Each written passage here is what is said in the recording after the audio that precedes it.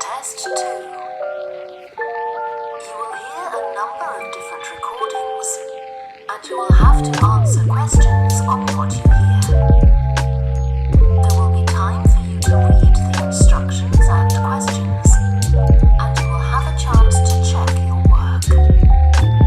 All the recordings will be played once only. The test is in 4 sections. At the end of the test, you will be given 10 minutes to transfer your answers to an answer sheet. Now turn to section 1. Section 1. You will hear a young man phoning a town's youth council. First, you have some time to look at questions 1 to 5.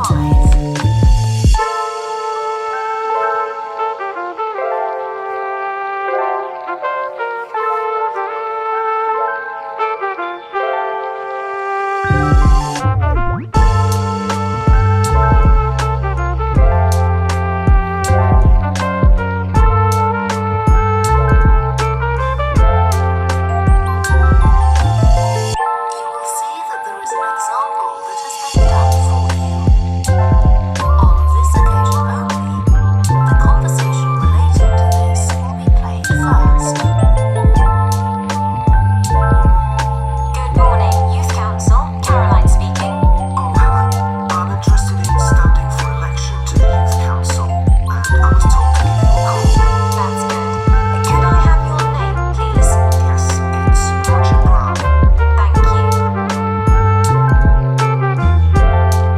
The young man's name is Roger Brown, so Brown has been written in the space. Now we shall begin. You should answer the questions as you listen, because you will not hear the recording a second time. Listen carefully and answer questions 1 to 5. Good morning, Youth Council. Caroline speaking. Oh, hello. I'm interested in standing for election to the Youth Council, and I was told to give you a call. That's good. Could I have your name, please? Yes, it's Roger Brown. Thank you. I'm Caroline, the Youth Council Administrator. So, do you know much about what the council does, Roger? I've talked to Stephanie.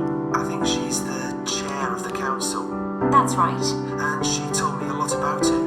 How it's a way for young people to discuss local issues, for example, and make suggestions to the town council. That's what made me interested. Fine. Well, let me take down some of your details. First of all, how old are you? You know the council is for young people aged from 13 to 18. I've just turned 18. And where do you live, Roger? Well, that's a bit complicated. At the moment, I'm looking for a flat to rent here, so I'm in a hostel from Monday to Friday. I go back to my parents' place at the weekend. Okay. So where's the best place to send you some information about the council? Oh, to my parents' address, please. That's 17 Buckley Street. Buckleigh Street, Stamford, Lincolnshire. Though you don't really need the county. Oh, I know Stamford. It's a lovely town. And what's the postcode? PE97QT. Right, thank you. So are you working here or are you a student? I started studying at the university a couple of weeks ago, and I've got a part-time job for a few hours a week. What do you do? Well, I've done several different things. I've just finished a short-term contract as a courier, and now I'm working as a waiter in one of the big hotels. Uh-huh. That can't leave you much time for studying. Oh, it's not too bad. I managed to fit it all in. What are you studying? My ambition is to go into Parliament eventually, so my major subject is politics. That's partly why I think the Youth Council is important and want to be a part of it. And I suppose you're also taking a minor subject, aren't you? I know a lot of people study economics too. I chose history. To be honest, I'm not finding it as interesting as I expected. rest of the phone call, you have some time to look at questions 6 to 10.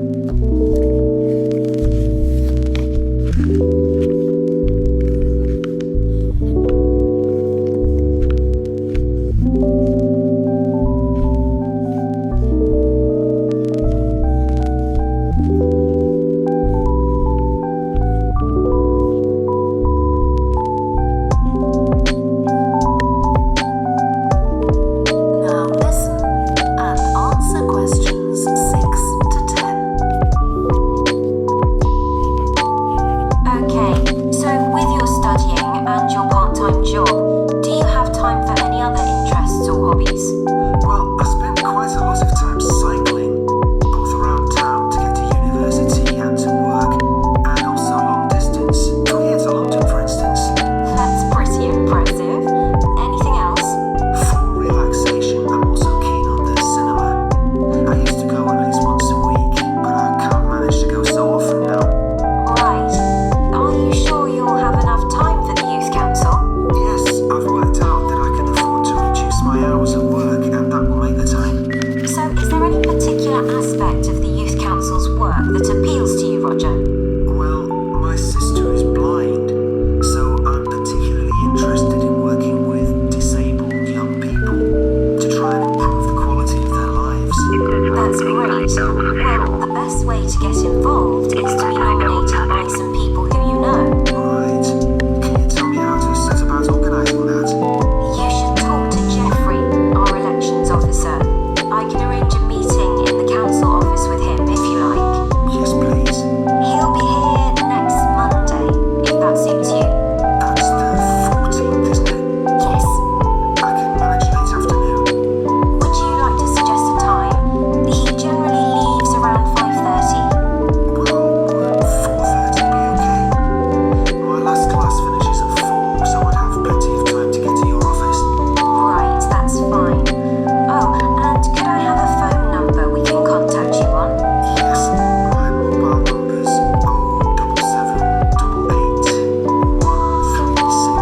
07788136711. Thank you. Well, we'll look forward to seeing you next week. Thanks very much. Goodbye. Bye. That is the end of section 1. You now have half a minute to check your answers.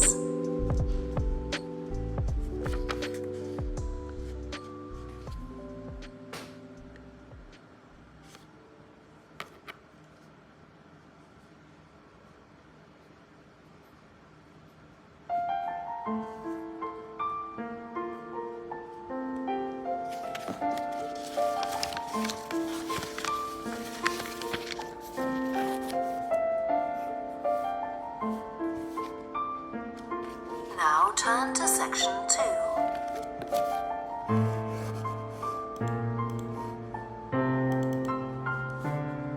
Section 2.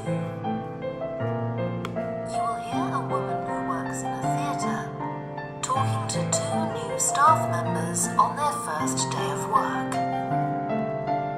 First, you have some time to look at questions 11 to 16.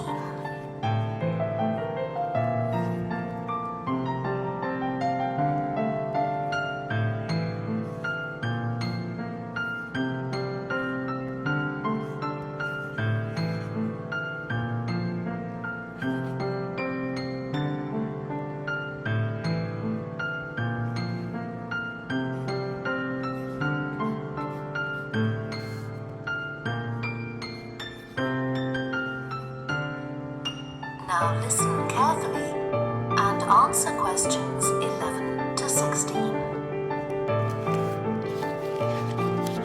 Hi, great to see you. I'm Jodie, and I'll be looking after both of you for the first month you're working here at the Amateur Theatre. I'll tell you something about the theatre now, then take you to meet 2 of the other staff.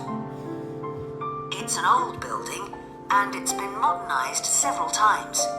In fact, as you can see, we're carrying out a major refurbishment at the moment.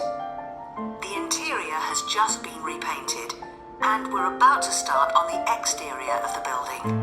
That'll be a big job. the work's running over budget, so we've had to postpone installing an elevator. I hope you're happy running up and down stairs. When the theatre was built, people were generally slimmer and shorter than now, and the seats were very close together. We've replaced them with larger seats with more legroom. This means fewer seats in total, but we've taken the opportunity to install seats that can easily be moved to create different acting spaces. We've also turned a few storerooms over to other purposes, like using them for meetings. We try hard to involve members of the public in the theatre. One way is by organising backstage tours, so people can be shown round the building and learn how a theatre operates. These are proving very popular. What we're finding is that people want to have lunch or a cup of coffee while they're here, so we're looking into the possibility of opening a cafe in due course. We have a bookshop which specialises in books about drama, and that attracts plenty of customers. Then there are 2 large rooms that will be decorated next month, and they'll be available for hire for conferences and private functions, such as parties. We're also considering hiring out costumes to amateur drama clubs. Now I want to tell you about our workshops. We recently started a program of workshops that anyone can join. Eventually, we intend to run courses in acting, but we're waiting until we've got the right people in place as trainers. That's proving more difficult than we'd expected. There's a big demand to learn about the technical side of putting on a production, and our lighting workshop has already started with great success. We're going to start one on sound next month. A number of people have inquired about workshops on makeup, and that's something we're considering for the future. A surprise success is the workshop on making puppets. We happen to have someone working here who does it as a hobby, and she offered to run a workshop. It was so popular, we're now running them every month. Before you hear the rest of the talk, you have some time to look at questions 17 to 20.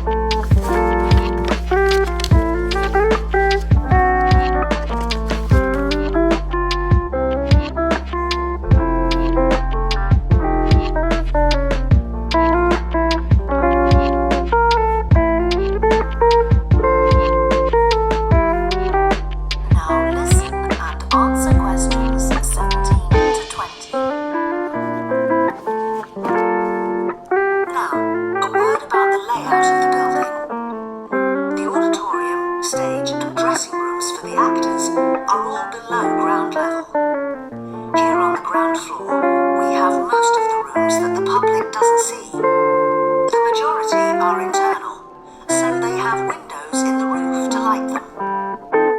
Standing here in the foyer, you're probably wondering why the box office isn't here, where the public would expect to find it. Well, you might have noticed it on your way in. Although it's part of this building, it's next door, with a separate entrance from the road. For the theatre manager's office, you go across the foyer and through the double doors. Turn right, and it's the room at the end of the corridor, with the door on the left. The lighting box is where the computerized stage lighting is operated, and it's at the back of the building. When you're through the double doors, turn left, turn right at the water cooler, and right again at the end. It's the second room along that corridor. The lighting box has a window into the auditorium, which of course is below us. The artistic director's office is through the double doors, turn right, and it's the first room you come to on the right-hand side. And finally, for the moment, the room where I'll take you next, the relaxation room. So, if you'd like to come with me. That is the end of section 2. You now have half a minute to check your answers.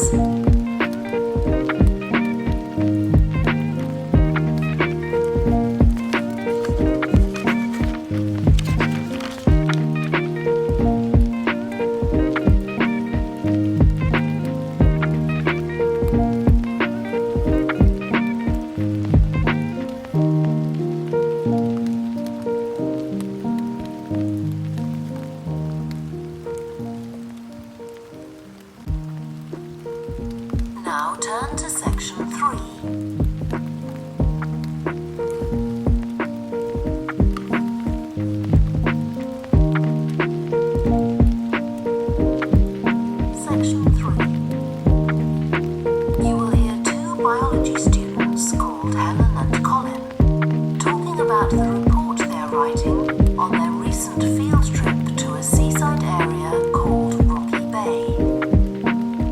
First, you have some time to look at questions 21 to 26.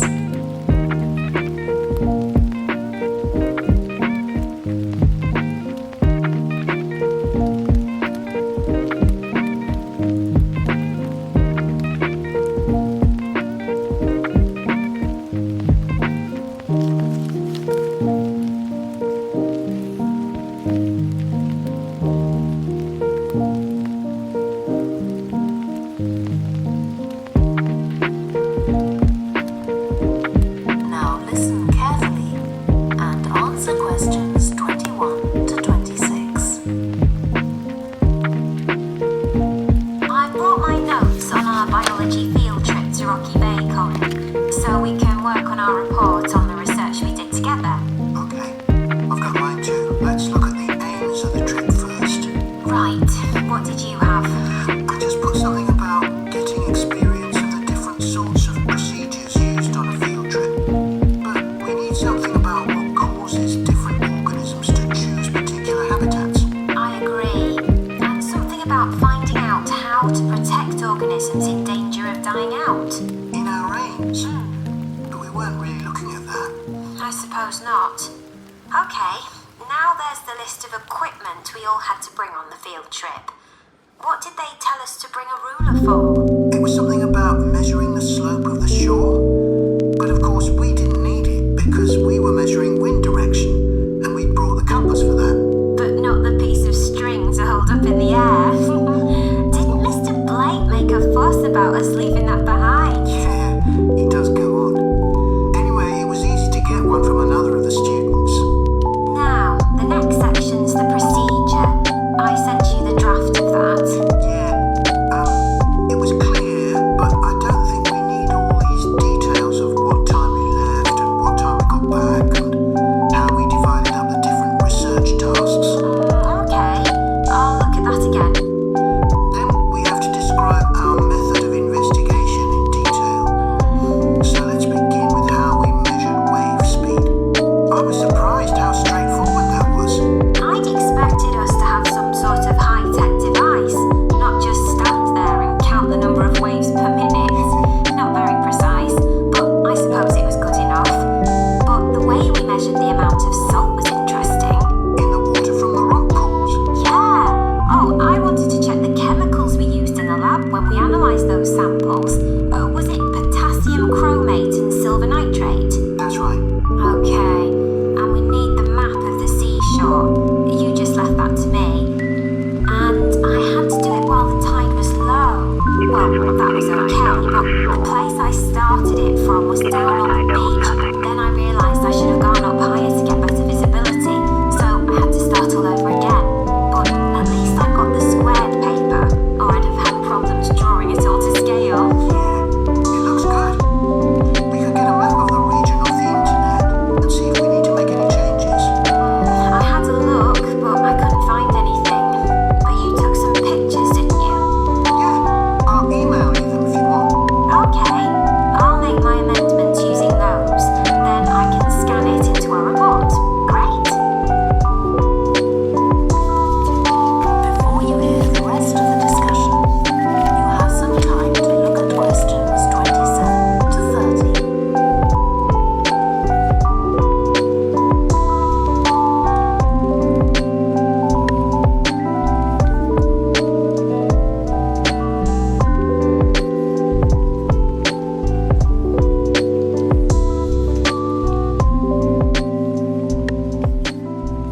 Now listen and answer questions 27 to 30. Now, when we get to our findings, I thought we could divide them up into the different zones we identified on the shore and the problems organisms face in each zone. So, for the highest area, The splash zone. yeah, we found mostly those tiny shellfish that have strong hard shells that act as protection. But not from other organisms that might eat them. Predators. No, that's not the main danger for them, but the shells prevent them from drying out because they're in the open air for most of the time. Right. And since they're exposed, They need to be able to find some sort of shelter or cover themselves up so they don't get too hot. Then in the middle and lower zones nearer the sea, we need to discuss the effects of wave action. Yes, and how organisms develop structures to prevent themselves from being swept away or even destroyed by being smashed against the rocks. I haven't done anything on the geological changes. I don't know what to put for that. No, we weren't concentrating on that. Maybe we need to find some websites. Good idea. I've got the lecture notes from Mr. Blake's geology course, but they're too general. But we could ask him which books on our reading list might be most helpful. Right. Okay. Now, I did a draft of the section of sources of possible error in our research, but I don't know if you agree. For example, the size of the sample and whether it's big enough to make any general conclusions from. But I thought actually we did have quite a big sample. We did. And our general method of observation seemed quite reliable. But we might not be all that accurate as far as the actual numbers go. Yeah, we might have missed some organisms if they were hiding under a rock, for example. I wasn't sure about the way we described their habitats. I decided it was probably okay. Yeah, and the descriptions we gave of the smaller organisms, they weren't very detailed, but they were adequate in this context. I'm not sure we identified all the species correctly, though. Okay, we'd better mention that. Now, how... That is the end of section 3. You now have half a minute to check your answers.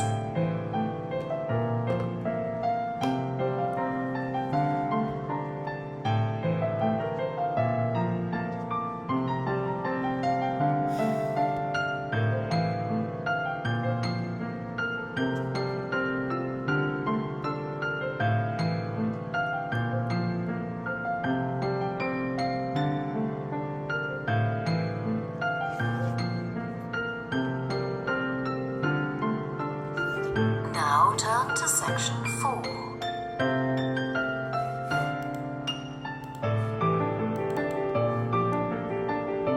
Section 4. You will hear part of a lecture to students of architecture about the design of a public building. First, you have some time to look at questions 31 to 40.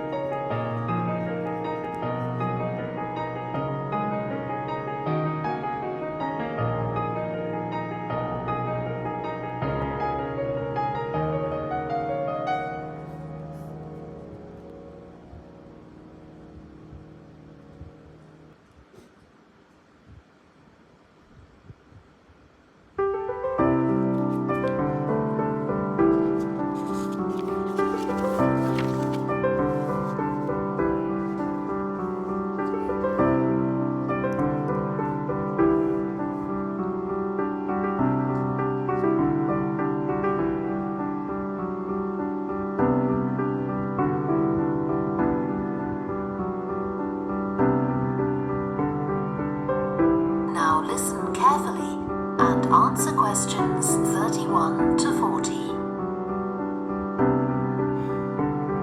We've been discussing the factors the architect has to consider when designing domestic buildings. I'm going to move on now to consider the design of public buildings, and I'll illustrate this by referring to the new Taylor Concert Hall that's recently been completed here in the city.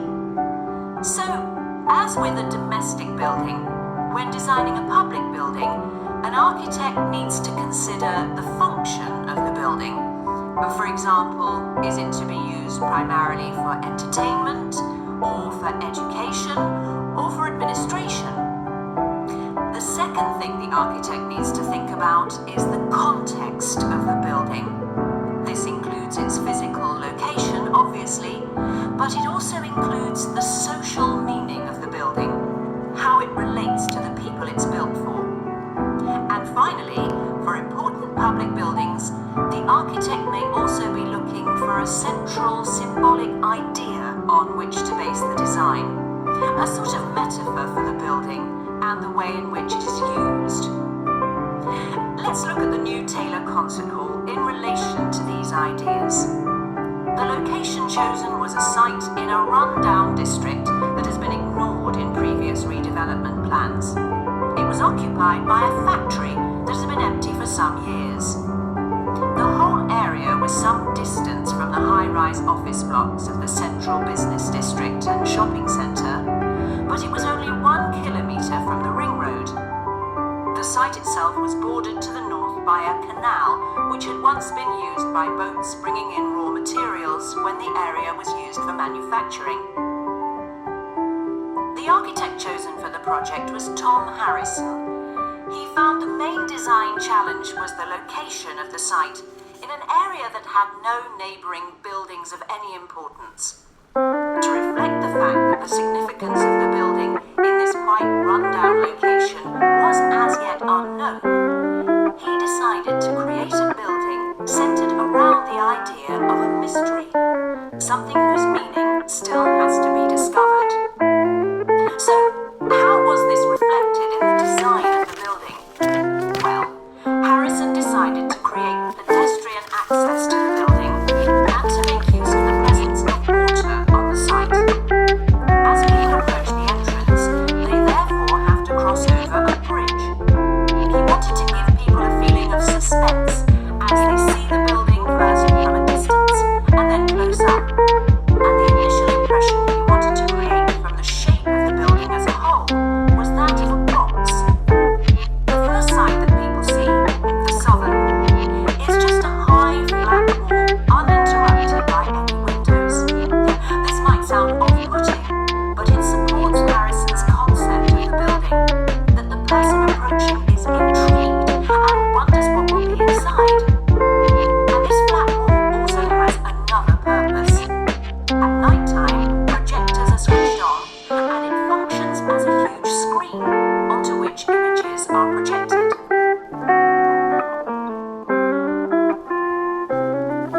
The auditorium itself seats 1,500 people.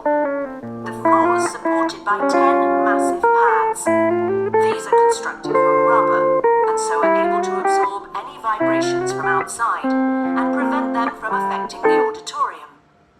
The walls are made of several layers of honey-coloured wood, all sourced from local beech trees. In order to improve the acoustic properties of the auditorium and to amplify the sound, they are not straight, they are curved. The acoustics are also adjustable according to the size of orchestra and the type of music being played.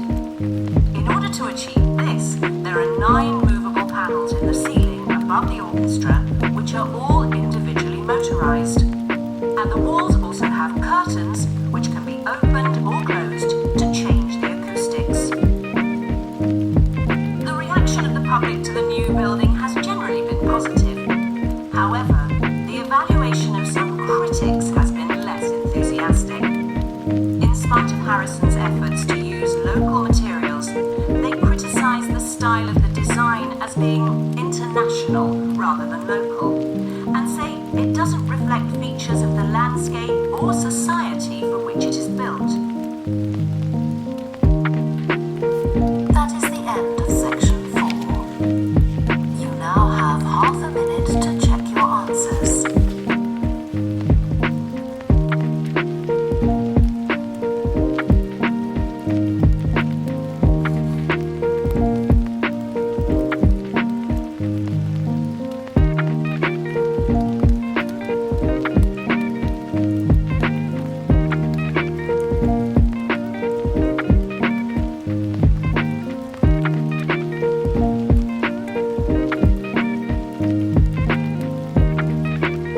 That is the end of the listening test. You now have 10 minutes to transfer your answers to the answer sheet.